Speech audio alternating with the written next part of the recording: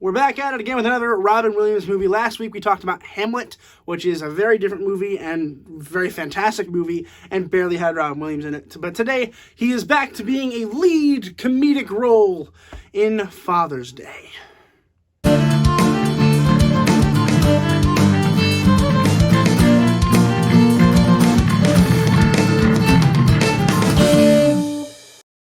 Father's Day was released in 1997. It was written by Loyal Gans and Babalu Mandel. Names are hard. And directed by Ivan Reitman. Now, for those of you who don't know what this film is, because most of you probably don't, the general idea of the film is there are two characters played by Robin Williams and Billy Crystal, both of which had the relationships with a female 17 years before this movie takes place. And 17 years later, during the time of the film, during the time of the film, the person that they had relations with comes up and is like, hey, my child is missing, and also the child is your child, go look for him. And she tells him to this separately, and they go off, and then within like 15 minutes of the film, they come together, and they both realize that they're talking about the same person. They both think that they're the father of one kid who has gone missing. So it's about them going to go find the child. They find the child within like half an hour of the movie. And it's an hour and a half movie, and I just feel like that's my main issue with the movie, is it doesn't take its time getting to what it needs to do, right? Like, I think the runtime is good. I think an hour 40 is perfect for a comedy movie.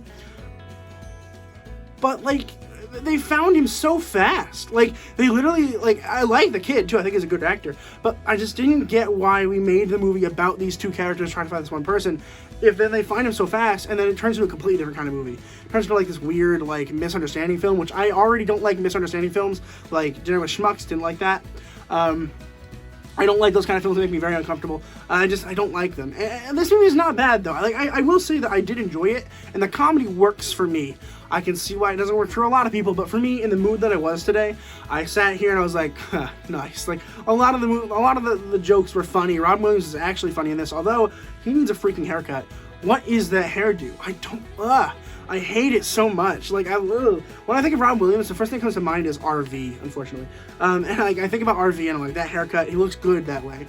Here he has like this long hair down to his shoulders. It looks like a freaking hippie, and it just looks bad. I hope he cuts it soon. I don't think he cuts it for my next movie, which actually, this is the last Robin Williams movie of the year, because we have to do all the Spider-Man movies and the Matrix movies, and then we're doing a Christmas week, and then we're doing a live stream the following week on a Friday, because it is going to be the New Year's Day. So there's a lot going on. And then the week after that, the first week of January, is Scream, and then I think we have another one.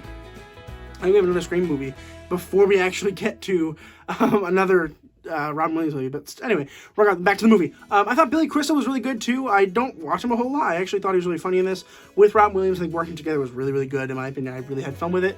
And I don't know, I think it was like a funny misunderstanding movie, but like it wasn't a very good movie.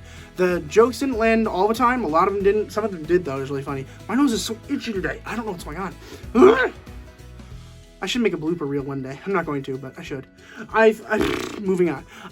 I don't love it. Like, I like it, but I don't love it. It's certainly not for everyone, and I can see why it's not, like, considered one of Robin Williams' best performances.